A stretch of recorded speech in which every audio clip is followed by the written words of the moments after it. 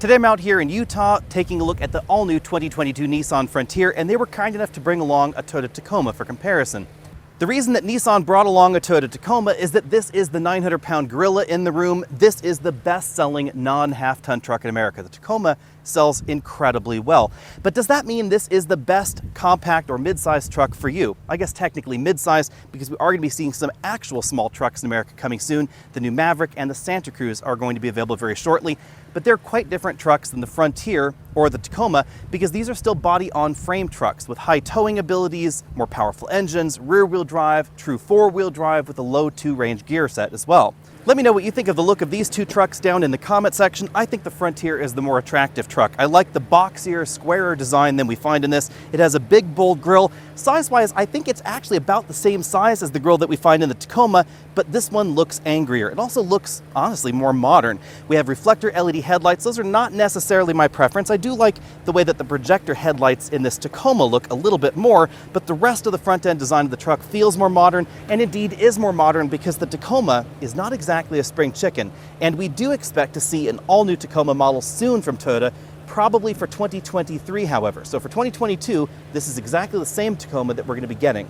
The big value proposition for the Nissan Frontier happens under the hood, because under the hood of the Toyota Tacoma, we find two different engines. There's a standard 4-cylinder naturally aspirated engine and an optional 3.5-liter naturally aspirated V6. This is not the most powerful engine in this segment, and it is mated to an older Toyota automatic transmission. You'll really notice that when towing or hauling. Over in the Nissan Frontier, we have an all-new 3.8-liter direct-injected V6 producing 310 horsepower and over 280 pound-feet of torque.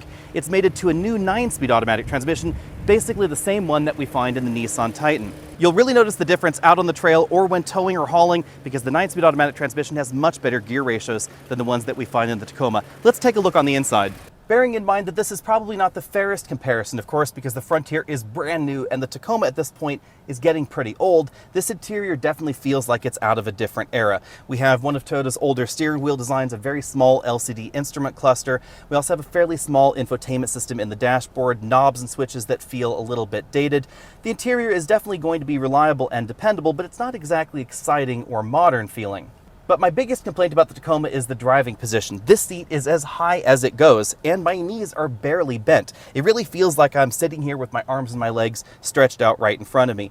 You'll really notice that the cab in the Tacoma is not terribly tall, the distance from the floor to the ceiling, and that results in this sort of like driving on the floor seating position. Nissan says that the new Frontier has a zero-gravity seat design, but you notice this is a little bit different than the seats that we find in some other Nissans. You notice that we don't get the same range of motion as we find in some of the competition, very limited, mind you. The seat bottom cushion does not adjust for tilt, it just adjusts for height. We don't have any power lumbar support, but we do have a manual lumbar support on the right side of the seat. It's moderately aggressive, it definitely makes the seat more comfortable, at least for me. Headroom is pretty generous. This model has the moonroof, and I still have about 2 inches of headroom left. The seating position is certainly more truck-like than we find in the Tacoma. For some reason in the Tacoma, it feels like you're sitting on the floor with your arms and legs stretched out right in front of you. This seating position is definitely more comfortable. For me, at least, the big differentiator is the interior design and the interior parts quality. It definitely is ahead of what we see in the Tacoma. Again, keep in mind, the Tacoma is not exactly fresh. Now, as far as half-ton trucks go, you will definitely find more premium materials in the average half-ton truck, but this is going after a slightly different audience. We have basically the same sort of steering wheel that we find in a variety of different Nissan larger SUVs and, of course, the Nissan Titan. Big LCD infotainment system in the dash, either an 8-inch or a 9-inch. This is the smaller 8-inch screen. Either way you slice that, that is a big screen compared to what we find in the Tacoma. 2-zone automatic climate control, 4-wheel drive controls right there, USB-C and regular USB.